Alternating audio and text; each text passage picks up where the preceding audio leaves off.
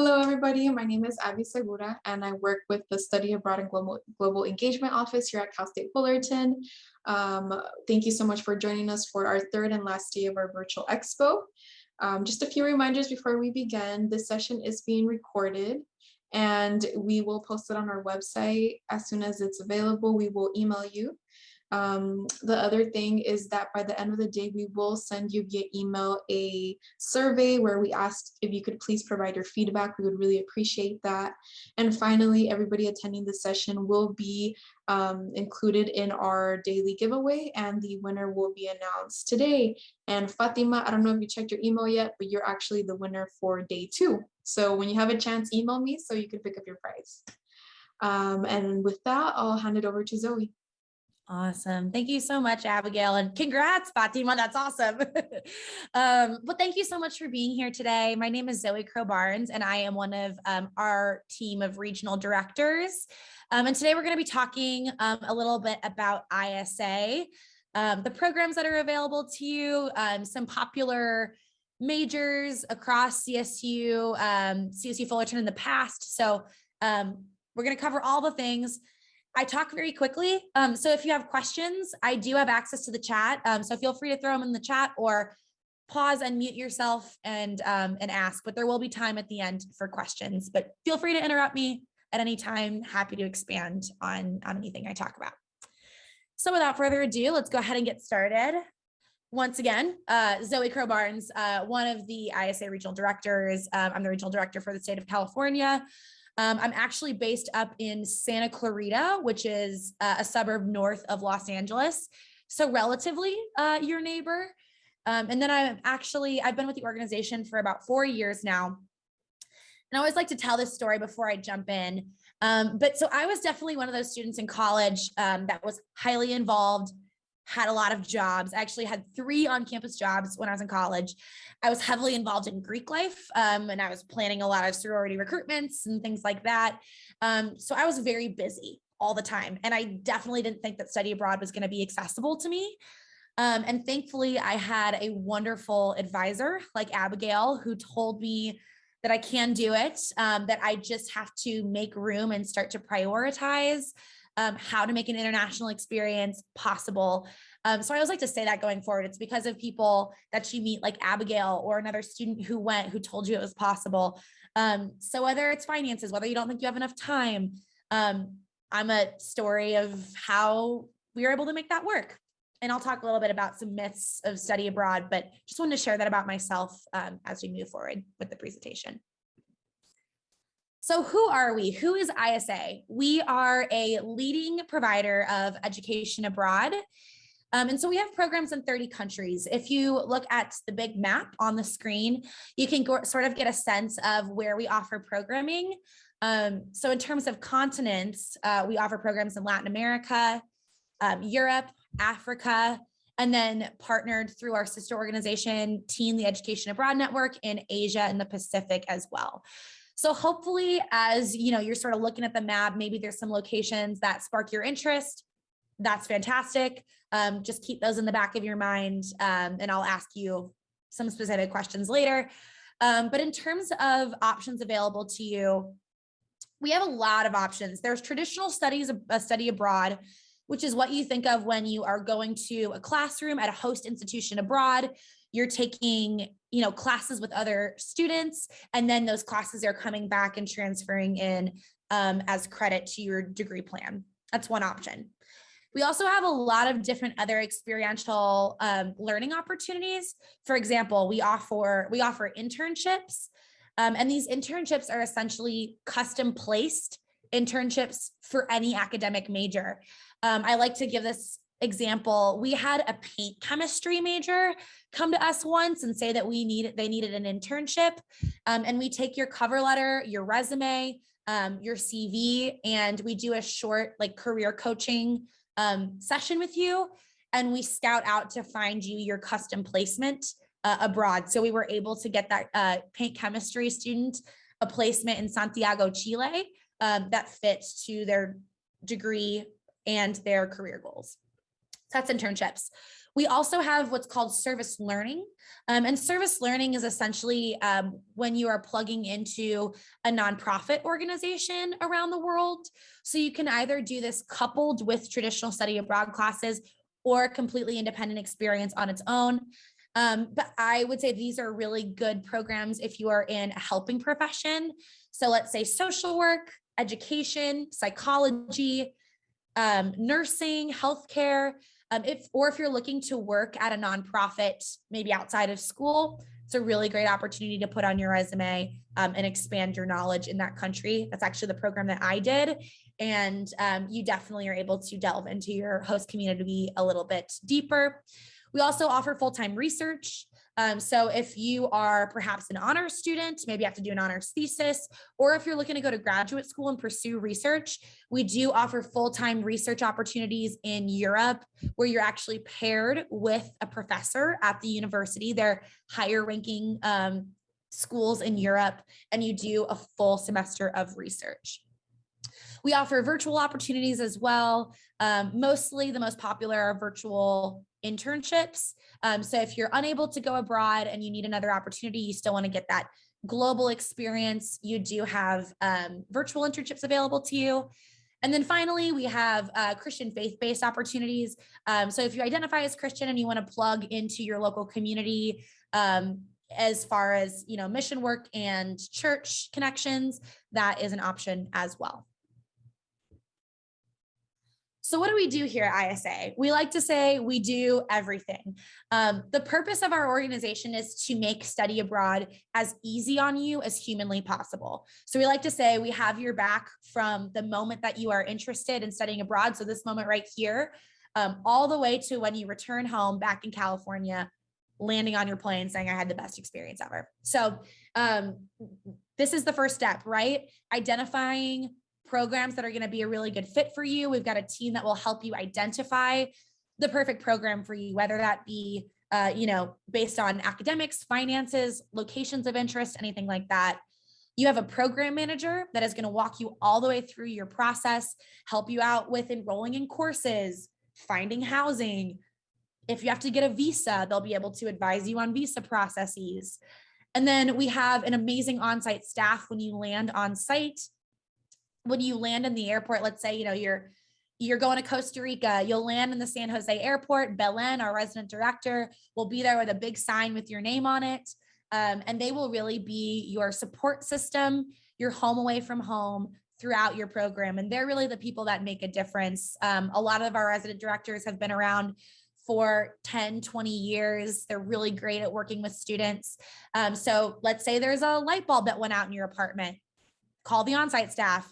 If you're feeling homesick, call the on-site staff. If you need a great recommendation for ramen in Ho Chi Minh City, call the on-site staff. And then when you come home as well, we've got some great connections in terms of applying for a global ambassador program, making sure that you stay connected with other members of your program, and then turning this into, how can you talk about this in an interview? How can you put it on your resume? Things like that.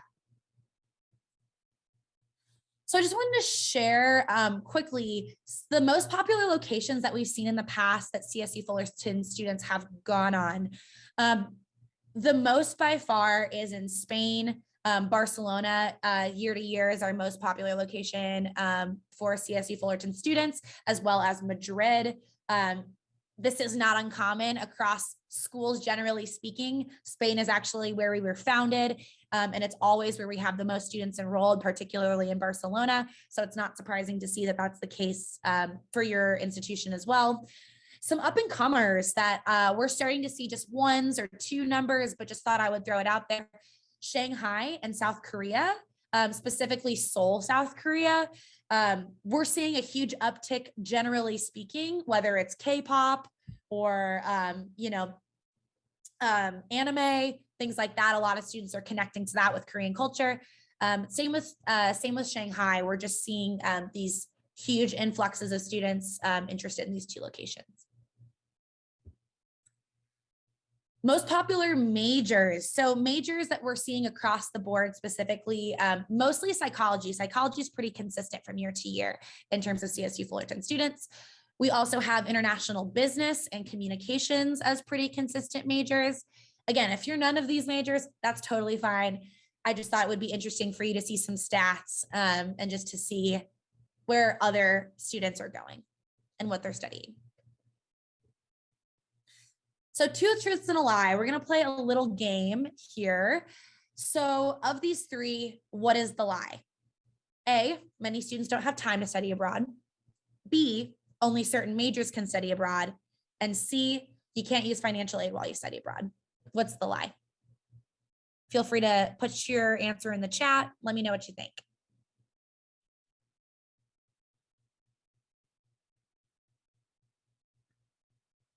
B, okay, good guess. B, okay.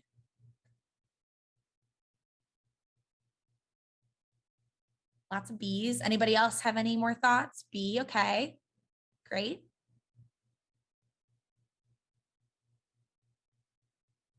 Awesome. Well, thanks for participating in that. And guess what? Trick question. They're all lies, actually. Sorry about that. But these are actually the 3 biggest myths when we are, promoting for study abroad. We've done some studies on, the 3 reasons that students say they can't go abroad. And these are it. And I want to kind of talk to you about why they're all lies next. So first, time is on your side. I mentioned that I was one of these students that had to do a short-term program because of jobs, involvement on my campus, et cetera. But just want to show you some options that are available to you if you're thinking that time is an issue. First, we offer short-term programs. They can be anywhere from 2 to 3 weeks. This is usually in the month of May and June that these are offered. So a lot of them are focused on like business courses. There's like some hospitality courses at FUA. So some options there if you need to go like a really short opportunity. We also have intensive months and J-term options. J-term is that January term, and it sits somewhere in between, your winter break. So a really popular J-term location is actually in Korea. There's a winter term at Korea University and Hanyang University that a lot of students choose to enroll in. And there's anything from engineering to biology to math, anything like that. A lot of the intensive month programs, those are offered all year round. A lot of them are very language focused, specifically Spanish language. So if you are a Spanish language major where you have an interest in learning Spanish, the intensive months would be more directed at you. And finally, we offer postgraduate internships as well. So if you're on the call and you're saying, I'm a senior, I don't think I can do this, but you still want to have an experiential learning opportunity or something to put on your resume, we do offer post-graduation internships, just not for academic credit. A program for every major. A lot of you guys listed B as the reason that folks can't go abroad. So your major, right? We offer 855 programs at ISA. It's a lot of programs, literally anything from biology to visual arts to economics to international affairs, anything that you are thinking, we probably offer that program. So I always challenge students, if you're a nursing major and you say, I can't go abroad, come talk to me, talk to Abigail. There's probably an option available for you within these 855 programs. We can find something. Granted, if you're a business major, congratulations, like 800 of those programs applies to you. Same with like international studies, where let's say if you're a civil engineer, your options might be a little bit more limited, or let's say you're something in agriculture or aviation, you may only have like 4 options available to you, but you've got something. So let's have the conversation. Then finally, let's talk funding. If you already use financial aid and scholarships, it's likely that those will be able to go abroad too. Abigail, I'll probably have you speak specifically on financial aid and how that works at CSU, because I know it's a little bit different for y'all. So I'll probably have you talk about CSU specifics in terms of financial aid, but did want to share that 75% of students that go on ISA programs receive a grant, scholarship, or discount directly from ISA. So we have a lot of scholarships available. And the biggest advice that I like to give in terms of scholarships is 1, start planning early. we try to make scholarships as accessible as possible by only making you fill out one application for all of our scholarships available. So you just fill out the one application, you write one essay, and you check all the scholarships that you are eligible for, instead of filling out 6 different scholarship applications. So we try to make that accessible. But usually those deadlines do come up faster than the application deadline, the program application deadline. So I always tell students, look out for those deadlines. They do come up faster. It does require a little bit of work to write the essay. So, just make sure that you're allotting enough time and keeping track of those deadlines. The other piece that I like to say is diversify your portfolio as much as possible. ISA offers a ton of scholarships. Throw your application in that ring. There's also great external scholarships like the Gilman, Freeman Asia. There are plenty of diversity scholarships through Diversity Abroad. Definitely, I would encourage you to look up those scholarships as well and throw your hat in as many rings as humanly possible. That way you're maximizing the opportunity to get more money, and more money is good. Finally, just a couple more things about finances. We do have the option for students to do payment plans. So if you're not wanting to pay the lump sum of money just right up front, talk to your program manager and they can split that up into payments. So just wanted you to know that as well.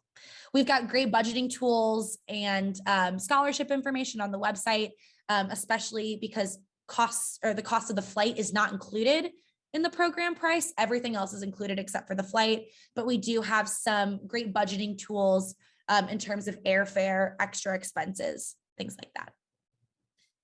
Abigail, did you want to quickly just touch on financial aid and scholarships from the CSU Fullerton perspective before I move on? Yeah, so students can use federal aid towards any of the non-CSUF programs, which would be this category. And so that counts like Pell Grant and federal loans, but no work study. Awesome, thank you. Mm-hmm. All right, so what's next? Obviously, I encourage you to connect with ISA so we can, take that large list of 855 programs, which can be very intimidating, and we can limit it down a little bit more. I have a general phone number and general email on the screen. However, I'm going to put my email in the chat when we finish up here, because you can email me personally. We can set up an advising session to talk more about your options. Very happy to do that. So I'll do that here in a second. But 3 big takeaways that I want you to take from this presentation in terms of your next steps. First, meet with Abigail, meet with the study abroad office at CSU Fullerton. Make sure that you understand any requirements that that CSU Fullerton has, so that we are, aligning our processes and you're getting everything done that you need to get done on the university side. Second, talk to your financial aid office about how you can use your financial aid and scholarships towards a study abroad program. Always good to get insight from your financial aid office. And then finally, talk to your academic advisor about how the courses that you take abroad are going to transfer back towards your degree plan. Ultimately, they're going to be the people that says, okay, marine biology at Universidad Veritas will transfer back in and sign off on that. So just make sure that you are being proactive and doing that ahead of your program, because we want you to have an amazing time. We want you to love your experience abroad, but we also want you to graduate on time. So those are the 3 big things to take away from the presentation.